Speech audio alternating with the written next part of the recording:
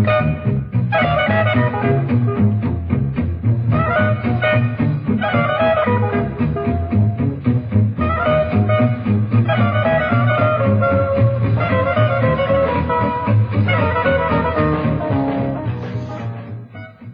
everybody, so today we continue with Budapest Gambit, and I would like to start my second lecture with very nice game. It was played in 1989 between Robert Fretz and Nikolai Lohki in St.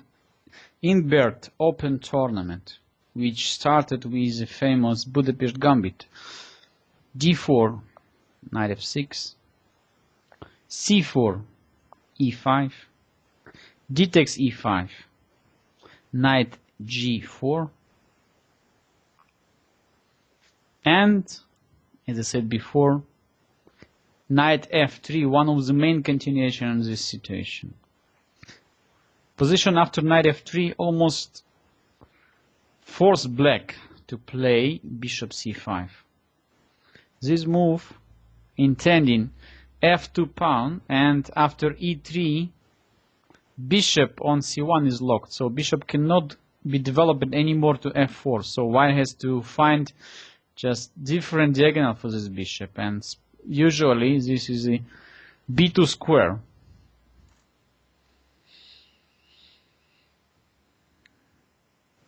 Knight c6, so black is intending e5 pawn immediately. For white is quite difficult now to keep this pawn. Let's understand why. Move like queen d5 will be made by queen e7, and once again black is aiming knight takes e5.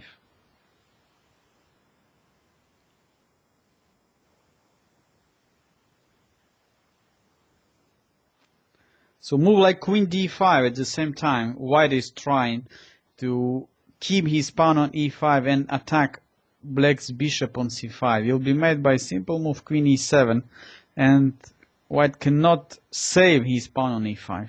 So knight takes e5 is coming. So that means that white has to forget about e5 pawn and just stick to the normal development after bishop e2. Knight takes e5. Short castling. Knight takes f3 check. Bishop takes f3. Knight e5, intending white's bishop on f3, so bishop e2 is almost forced, and after short castling white plays knight c3. Classical situation.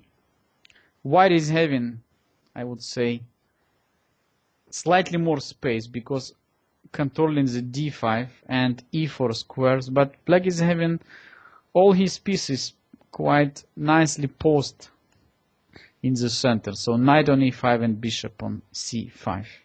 In that case, black is having different plans. Plan number one is just to bring the pawn to d6, and then bishop could be developed or to e6 or to f5. Indeed, since black is having less space, quite normal plan in this position just to keep the pawns on the 7th rank and try to get his heavy pieces in the game. So rook e8, immediately posing the rook towards the e file. So this is not allowing white to play f4 so easily and to send away black's knight from e5. So in that case, white pawn on e3 would become quite weak. White is trying a3, intending to bring pawn to b4 and attack the bishop. At the same time, white is planning to develop his bishop to b2. Indeed, black is answering a7, a5. b3. Of course, white's main idea is just to complete the development of the bishop So bishop is coming to b2, then maybe queen comes to c2, and then rook comes to d1. So white is under full control in the center. How black could organize this counterplay?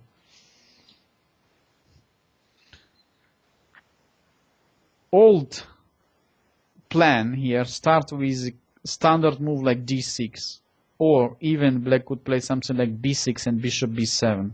Indeed, it's quite complicated to find the way how to activate all his pieces at the same time. That's why in the late 17th and early 18th, black found quite, I would say, a rare plan, which afterwards became very, very, I would say, popular. How to move this rook from a8 into the game by lifting rook. Look at that move, rook a6. Quite nice way to complete the development of your queen side. So rook is not only threatening to come to the king side, but in many variations we could even continue creating threats in the center after rook a to e6. But of course the main intent for black is just to bring extra piece for attacking white's king side. So don't forget that before you play rook a6, not playing d6, because d6 would completely lock the 6th rank, and black's rook cannot reach h6 or g6 squares anymore. So you have to play rook a6 only in case your pawn is still on d7. Don't forget about it. And rook a6 was played in our game. So after bishop b2, white is just not paying much attention to the black threat, and just completing his development. Today we know that white has to move his knight on a4 or even to e4, trying to somehow destroy black's plans. Indeed, bishop b2, rook h6. White decided simply to prevent black's threat, queen h4, by move h3. Why we cannot recommend this strategy when you have your king not protected with many pieces? So it's extremely dangerous to move your pawns, because these pawns could become the great target for your opponent pieces. And exactly in this game, white paid for this h3 weakness. After g6, look, black already intending to capture on h3, and at the same time all black pieces are looking towards the white's king side. Rook on e8 is also taking part in the attack. Queen is just move away from the king side. So queen could come any second to g5 or to h4. Indeed, white is just continuing knight e4, trying to bring his knight to the defense. At the same time, white is intending maybe traying the knight on e5 for the bishop on b2, but too late. Too late. Black is completely ruining white's king side. Bishop takes h3. This is a very typical sacrifice which happened in many games played by Budapest Gambit. So white's king side will be completely destroyed after that move. Now we can understand that g takes h3 will be made by queen h4. Black is intending queen takes h3. At the same time, knight on g3 is somehow hanging. Let's say after knight g3, black is just continuing. Bishop takes e3. threading queen take g3. And white is in absolutely hopeless situation. After f takes e3, queen take g3, check, king h1, the checkmate is coming, rook take h3. In the game, white tried something else and removed black's bishop on c5, but look, white is having no pieces, completely no pieces in the defense. So after g takes h3, queen h4 is winning. So that's why white is trying to play knight takes c5 right away. What black is doing? Of course, black is not capturing d takes c5, which will allow white to trade queens after queen takes d8, but continues his assault on the king side. Bishop take g2. Now, king take g2 will be made by queen g5 check, and white's king in the critical situation. So white is trying to remove knight on e5, bishop takes e5, but it's too late. Too late. Of course, black is not captured on e5. No need. Not captured on c5, but dominating with queen h4, threading checkmate immediately. The game finished very nicely. After f4, black played queen, not h2 check, which is also winning, not queen h1 check, but look at that nice move, queen g3. And what is hopeless against the rook h1 checkmate. Resigned.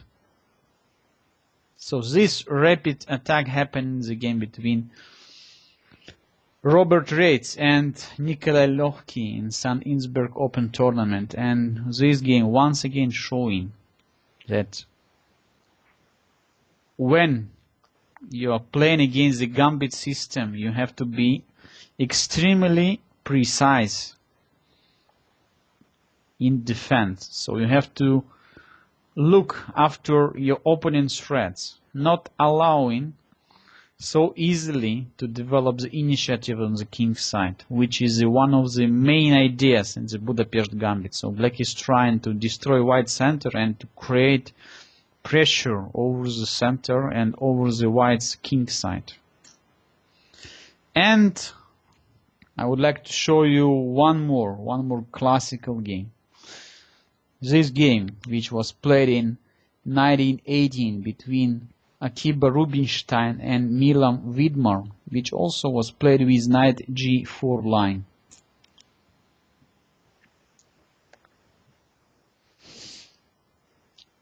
The first use of this opening line in the top level happened in Berlin 1918, and history said that one of the strongest players at that time, Akiba Rubinstein,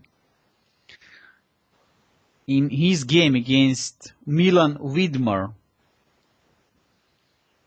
has to face this new line which he was completely unprepared, of course. And we can only think about how Milan Vidmar in the first round decided to play the Budapest Gambit against such a great positional player as Akiba Rubinstein. So according to the history source, friend of Milan Vidmar, Ebony, one of the creators of the Budapest Gambit, showed before the game. As you can understand, already in 1918, there were some lines which were prepared by best players, and when one of top player could follow the recommendation of his friend, so he showed the Budapest Gambit to his friend Milan Vidmar, and Vidmar followed this advice and played one of his most brilliant game, beating Akiba Rubinstein in just 24 moves. So let's look at that famous game. After d4, knight f6, c4, e5, d takes e5, knight g4. Rubinstein, following his classical principles, decided to play bishop f4. Knight c6 and knight f3. Bishop b4. As we know today, one of the best reaction on that bishop b4 move is knight d2 answer. In that case, black is getting only slightly worse position, but of course Rubinstein played this position for the first time, so he decided just completely destroy black's strategy and keep the pawn on e5. So he played knight c3, intending to send away black's knight after h3 later on. Queen e7, he planned to meet by queen d5 move, and once again, so black has no time at all. Pay attention, black is having no time to organize the real pressure over the e5 pawn, because white is intending to play h3 instantly. So short castling will be made by h3. But Widmer, I guess, prepared here quite unpleasant surprise for Rubinstein. So he played bishop takes c3, destroying white's pawn structure on the queen side. After b takes c3, not getting white any chance to keep this pawn on e5. He just decided to trade this pawn, and now game is getting real gambit outcome. So after f6, black is sacrificing the pawn for development advantage. E takes f6 and knight takes f6. Despite the fact that white is having extra pawn, his weakness on the queen side and black's control over the most important square in the center, e4, and after short castling, black is getting control over the open f file. White is having quite a lot of problems to solve in this position. I guess that Rubinstein started to consider here many different options, but cannot solve all the problems which was created by Milan Widmer. So, before playing f6, Widmer moved first of all his queen to a3, and after rook c1 only played f6. E takes f6, knight takes f6, queen d2, d6.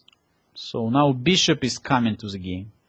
Also, white has to pay attention to knight e4 move all the time. Let's say after e3, knight e4 is quite unpleasant. Knight e4, short castling. All black pieces almost in the game. e3. Now Rubinstein, I guess, was quite happy with his position. So he's intending to bring his bishop to d3 or to e2, and then to make short castling with extra pawn. He was probably happy to get such an outcome from this Budapest gambit line. Indeed, black is to move, and Widmer is continue creating problems. Knight takes d4. One of the most important rules when you have development advantage is to exchange already developed pieces and to keep your developed pieces in the game. So in that case, your advantage in the development just increased. So in that case, black is trading. White's already developed pieces on d1, and it's this situation, white, even having the quite strong center after c takes d4, move knight e4 is showing that white is too far away from solving all his opponent problems. Look at that. White's queen has to leave the d2 square. After queen c2, black is coming with a check, queen a5. Wow. White's king has to leave e1 square and to lose castling rights. Probably white had to play here something like king d1. Indeed, Rubinstein decided to play king e2, intending to play f3 after, let's say, move like rook e8 or queen f5. I believe that he was ready to meet bishop f5 by queen b2 and once again intending f3,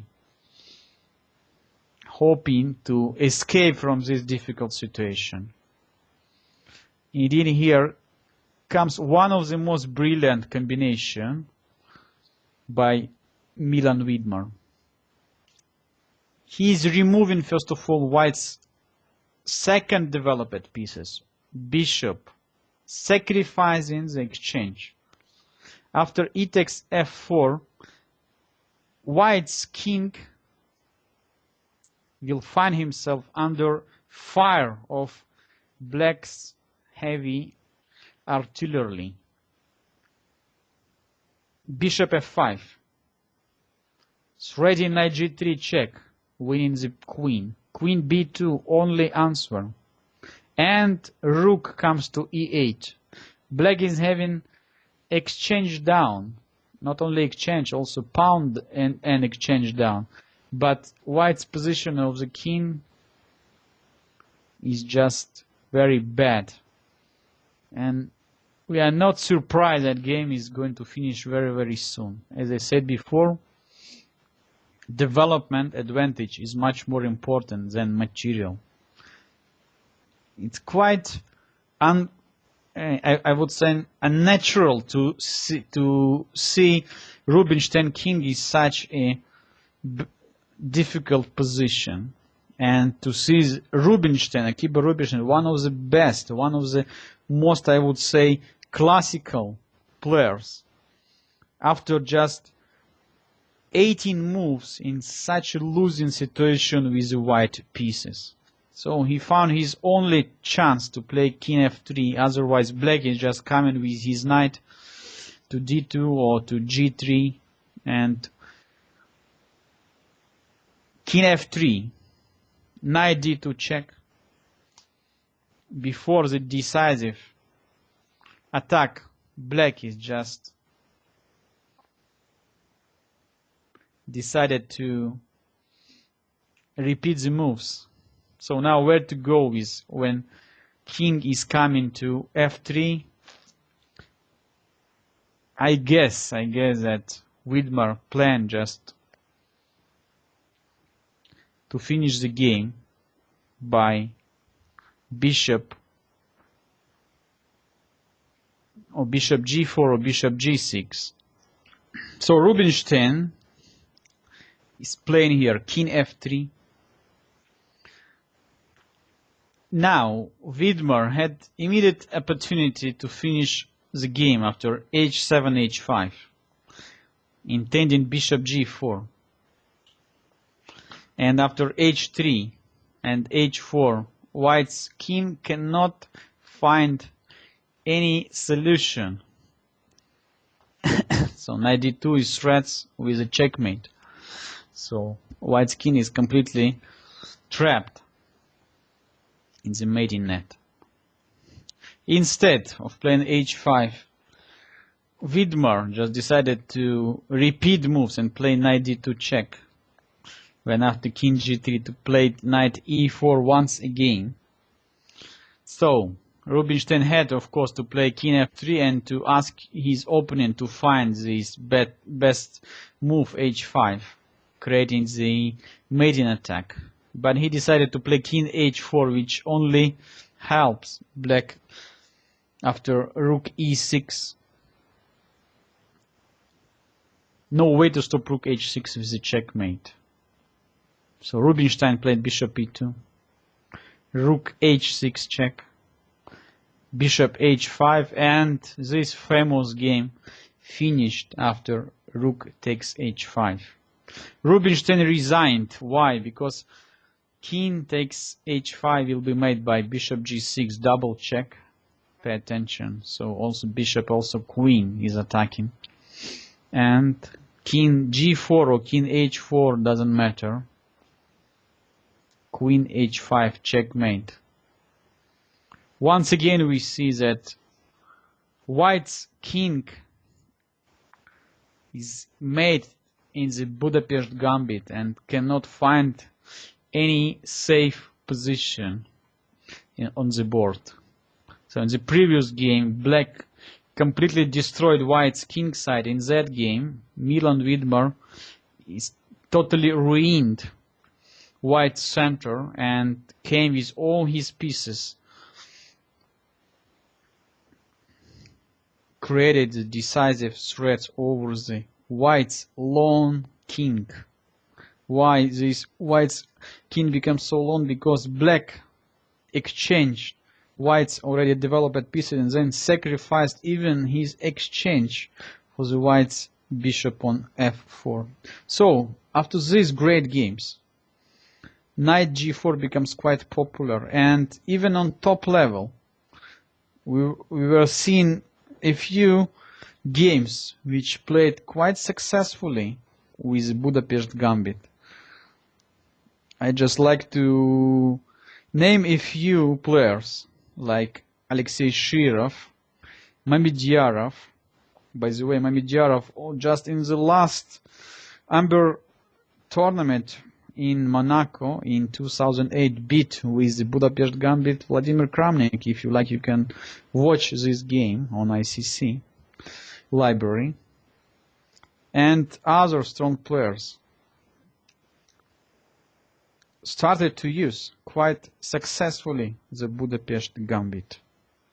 So in my next and the last lecture, I would like to show you the last development on the Budapest Gambit with knight e4 line, which is very complicated, very interesting lines, where black is offering real gambit. So black is not going to win back this pawn on e5 anymore, but trying to use power on his minor pieces, ready to sacrifice for the better development and getting initiative.